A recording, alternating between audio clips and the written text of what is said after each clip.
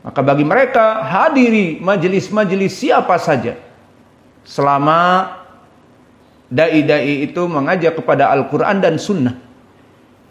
Maka akhirnya mereka belajar kepada siapa saja. Bahkan orang-orang yang tidak genah manhajnya dan belajar dengan siapa dulu sanadnya, tidak diketahui, pokoknya enak belajar dengan dia. Kenapa? Gak ngomongin orang. Keluar ucapan-ucapan seperti itu. Maka di saat mereka mendengar dai-dai ahlu sunnah mencela ustadz-ustadz yang bermasalah, kaget mereka. Karena memang tidak terbiasa mereka hidup dalam permasalahan al-jarh wa ta'dil. Bagi mereka agama itu tentram. Semua dai, tidak ada yang berbicara kepada dai-dai yang lainnya. Maka inilah sekarang pendalilan yang akan kita sebutkan, bahwa permasalahan ini telah datang dari zaman Nabi, tentang bolehnya bergibah dan bolehnya kita mencela dai-dai yang bermasalah. Maka disebutkan oleh Syekh, wa minal adillah ala jawaz al-ghibah li gharadin syar'i mayali. Di sini Syekh akan menyebutkan beberapa pendalilan dari hadis tentang bolehnya melaksanakan ghibah untuk kemaslahatan dakwah ataupun kemaslahatan periwayatan hadis. Muttafaqun alaihi syaikhan min hadis Aisyah. Hadis yang pertama muttafaqun alaih dari Aisyah, anna rajulan istadana ala nabi falamma ra'ahu qala bi'sa akhul ashirah wa bi'sa ibnul ashirah falamma jalasa tatallaqa Nabi sallallahu alaihi wa ala alihi wasallam fi wajhihi wan basata ilaihi falamma talaqa rajul qalat Aisyah ya Rasulullah hina ra'aita ar-rajul qulta lahu kada wa kada thumma tatallaqat fi wajhihi wan basatat ilaihi faqala Rasulullah sallallahu alaihi wa ala alihi wasallam ya Aisyah mata akhidtani fahishatan au fahishan inna syarran nas indallah manzilah yaumal qiyamah man tarakahu nas ittiqa'a syarrihi. Hadis ini muttafaqun alaih dari Aisyah, yang mana di dalam hadis ini disebutkan minta izin kepada Nabi seorang masuk. Maka Nabi mengizinkannya. Di saat masuk Nabi mengatakan bi'sa akhul ashirah, bi'sa ibnul ashirah, seburuk-buruknya anak kabilah, seburuk-buruknya kaum adalah orang ini. Maka di sini Nabi menyebutkan jarah, seburuk-buruknya orang dari kaum adalah orang ini. Kemudian setelah itu dia duduk bersamanya, dan kemudian setelah selesai keluar, Aisyah mengatakan, ya Rasulullah, kenapa kamu melaksanakan ucapan seperti itu kepada orang ini? Maka dikatakan, dan ini poin pendalilannya, Nabi mencela, menjarah dia. Mungkin didengar oleh Aisyah dari pencelaannya, seburuk-buruknya manusia, seburuk-buruknya kaum, seburuk-buruknya orang dari kaumnya adalah orang ini. Maka dikatakan, wahai Aisyah, kapan kamu melihat aku dalam keadaan fahishan, dalam keadaan orang yang buruk?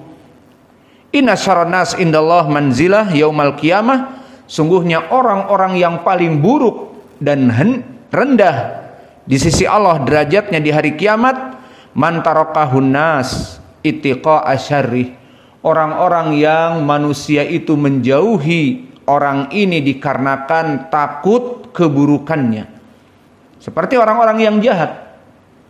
Maka kaum muslimin di sekitarnya akan menjauhi darinya. Kenapa? Ittiqa'a syarrih, menjauhi dari keburukan yang ada padanya.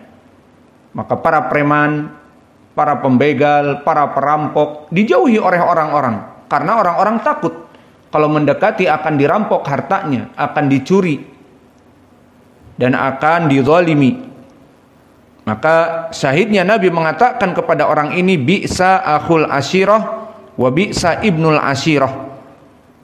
Dan di riwayat, wa fi riwayah ittiqa'a fuhshihi, bahwa seburuk-buruknya manusia di hari kiamat kelak, orang-orang yang ditinggalkan dikarenakan menjauhi kekejiannya.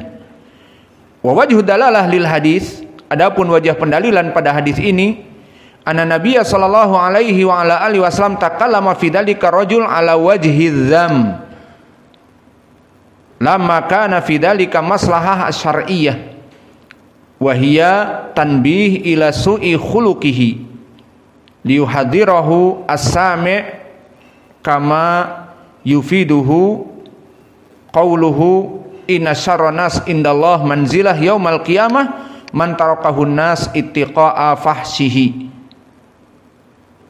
Maka syahidnya Nabi menyebutkan orang ini di depan manusia dan didengar oleh Aisyah dan mungkin yang lainnya. Bi'sa akhul ashirah, bi'sa ibnul ashirah, seburuk-buruknya kaum, seburuk-buruknya orang dari kelompoknya adalah orang ini, untuk tujuan maslahah yang disyariatkan, yang kembali kepada keburukan akhlak orang ini. Maka sesuai dengan hadis, inna syarran nas indallah manzilah yaumal qiyamah, maka Nabi menyebutkan dalil bahwa orang ini masuk kepada hadis seburuk-buruknya manusia di hari kiamat orang-orang yang takut kepada orang ini dikarenakan akhlaknya yang buruk, takut atas kekejiannya. Maka berapa dari manusia, semua orang tidak ingin bermasalah dengannya, lari. Kenapa? Aku takut dari kekejiannya, aku takut dari lisannya, aku takut dari tangannya, aku takut dari kedolimannya di saat aku dekat dengan dia. Maka ini adalah seburuk-buruknya manusia.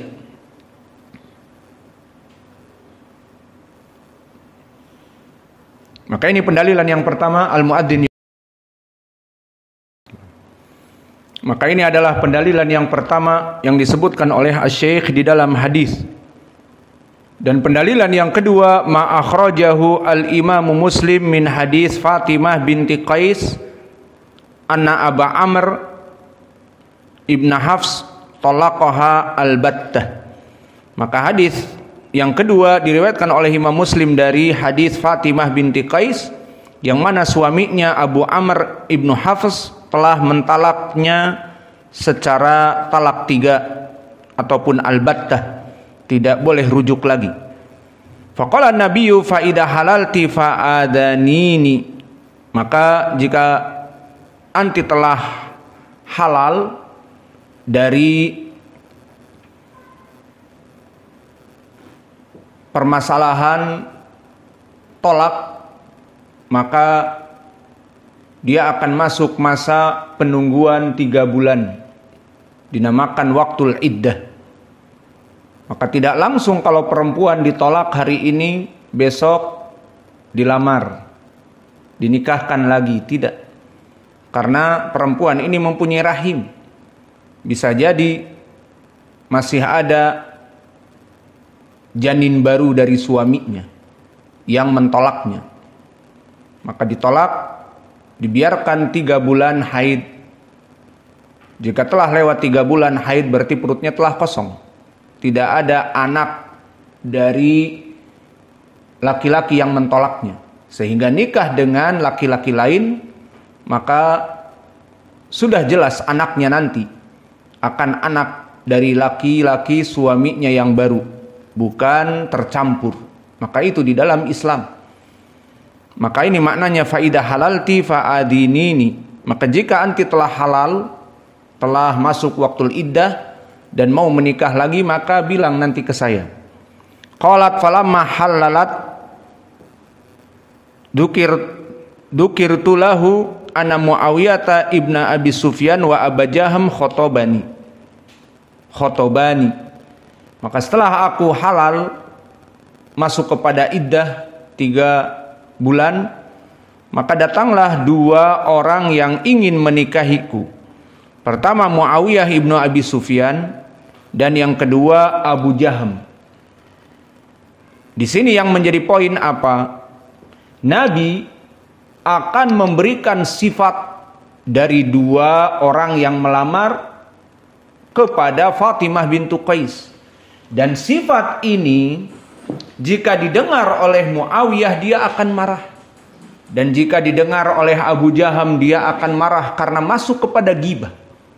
Namun ghibahnya di sini ghibah yang memang halal, karena dengan cara ghibah ini terselamatkan kemaslahatan atau terselamatkan keburukan, misalnya yang ditakutkan oleh Nabi menimpa kepada Fatimah binti Qais.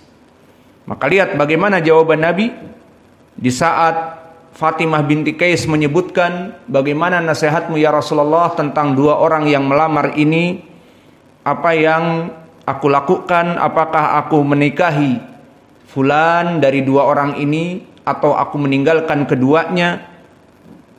Maka dikatakan oleh Nabi, amma Abu Jahmin fala yadau asahu an atiqihi. Maka ini adalah jarh. Abu Jaham yang melamar kamu, maka dia itu tidak pernah menyimpan tongkat dari bahunya. Di sini maksudnya gambaran orang ini selalu membawa tongkat dan mengalungkannya di lehernya atau menyimpannya di pundaknya. Itu istilah dari Arab, laki-laki ini tukang memukul perempuan. Bermasalah sedikit dipukul, bermasalah sedikit dipukul. Maka ini dinamakan dengan fala tadau asahu an atikihi. Dinasihati Fatimah binti Qais jangan menikahi dia, karena nanti ditakutkan bermasalah kemudian dipukul. Wa amma Muawiyah fasu'luk la mala lahu. Adapun Muawiyah maka dia orang yang fakir, tidak mempunyai apa-apa. Maka ini pun nasihat. Sebagian dari perempuan ia ingin dimanjakan oleh suaminya.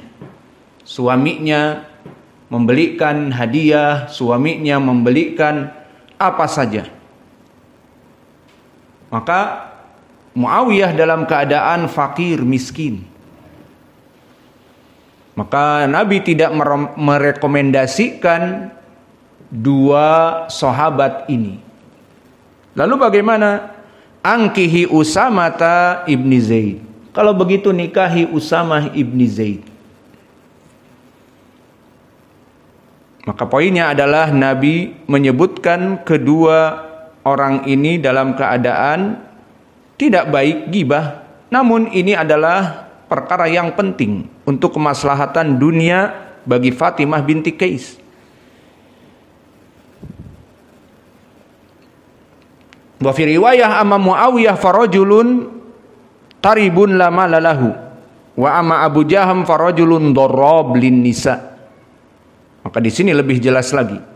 Adapun Muawiyah maka dia adalah taribun. Makna taribun tangannya kosong, tidak mempunyai apa-apa. Jadi menikahi dia nanti ya sabar, tidak mempunyai apa-apa. Atau Abu Jaham jangan menikahinya karena dia tukang pukul kepada perempuan. Maka nikahilah Usamah ibni Zaid. Maka wajah pendalilan di sini, anna Nabi sallallahu alaihi wasallam dzakara Muawiyah wa Abu Jahmin radhiyallahu anhuma bima fihima lituhaqqiq al-mas'alah wa hiya al-musyawarah ala al-mustashir bil islah atau bil aslah lahu. Karena di dalam hadis disebutkan al-mustasyar mu'taman.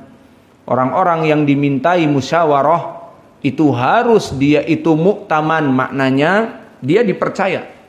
Seperti sekarang si Uco mau berbisnis, mempunyai modal dengan seseorang di antara kita. Kemudian dia datang kepada kita. Ana punya uang sekian-sekian ratus juta. Ana mau berbisnis dengan si fulan. Kebetulan si fulan ini memang katanya jago demikian dan demikian. Maka apa nasihatmu? Meminta nasihat kepada kita. Karena kita kenal orang ini, maka kata Nabi al-mustasyar mu'taman. Orang-orang yang dimintai oleh saudaranya musyawarah, nasihat, coba nasihatnya bagaimana, maka dia harus mu'taman. Dia jangan menipu dan dia harus berbicara untuk kemaslahatan orang ini. Maka kamu mau berbisnis dengan si fulan? Iya. Saya nasihati jangan. Saya nasihati jangan. Kenapa? Karena si fulan ini meskipun dia ahli dari bidangnya, seperti yang kamu percayai dia akan membuat bisnis ini dan ini bagus, namun orang ini tidak amanah. Orang ini jika diberi uang, uangnya akan habis duluan. Sebelum pesanan, uang habis. Berapa dari pesanan yang memesan barang-barang ke dia, jadinya melebihi dari waktu deadline.